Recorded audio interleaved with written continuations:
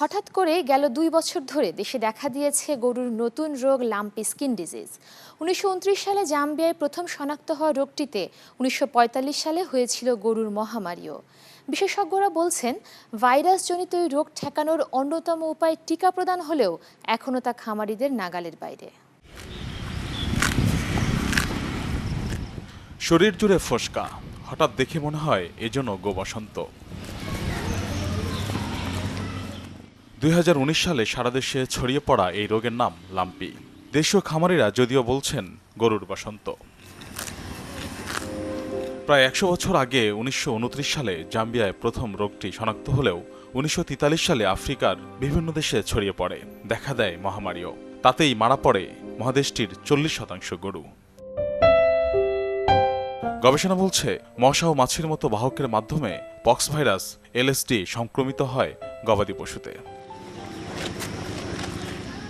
বর্ষার শেষে শরৎ এবং বসন্তের শুরুতে যখন মশা মাছির বিস্তার বাড়ে, তখনই প্রাণঘাতী রোগটি ব্যাপক আকারে ছড়িয়ে পড়ে। এছাড়া আক্রান্ত গরুর সিমেন, লালা, দুধের মাধ্যমে ছড়িয়ে পড়ার সম্ভাবনা অনেক বেশি। তবে গরু মহিষ আক্রান্ত হলেও মানুষে সংক্রমিত হওয়ার ইতিহাস নেই।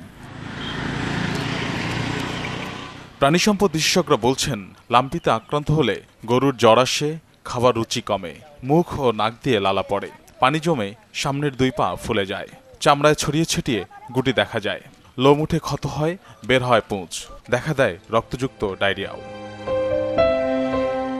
এ রোগ প্রতিরোধে বিশ্বে পাওয়া যায় লিথনিং strain vaccine, sheep pox vaccine এবং গোট পক্স ভ্যাকসিন। বর্তমান সময়ে আমরা যে ভ্যাকসিন লাম্পি ডিজিজের জন্য দিচ্ছি সেটা হচ্ছে আমাদের বাংলাদেশ প্রাণী সম্পদ অধিদপ্তর থেকে আমাদের এই ভ্যাকসিনটা সাপ্লাই দেওয়া হয়। সেই ভ্যাকসিনটা হচ্ছে গট পক্স ভ্যাকসিন। আরও দুটো ভ্যাকসিন স্ট্রেনের, যেমন সেই ভ্যাকসিনের স্ট্রেন হচ্ছে নিট্রিক স্ট্রেন আর হচ্ছে শিপ পক্স স্ট্রেন। এই দুটো ভ্যাকসিনের অনুমোদন দিয়েছে।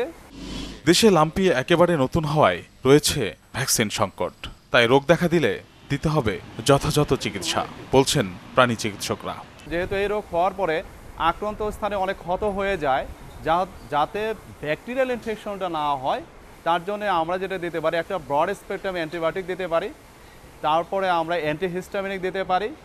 আমরা দিতে পারি হচ্ছে চোখে যদি এই সমস্যা হয়, তাহলে চোখে অবশ্যই আমরা হচ্ছে যে সিলভার নাইট্রেটের ড্রপ দিতে পারি, দিনে 2 থেকে 3 বার দিতে পারি। ফয়জুল সিদ্দিকী, চ্যানেল 24, ঢাকা।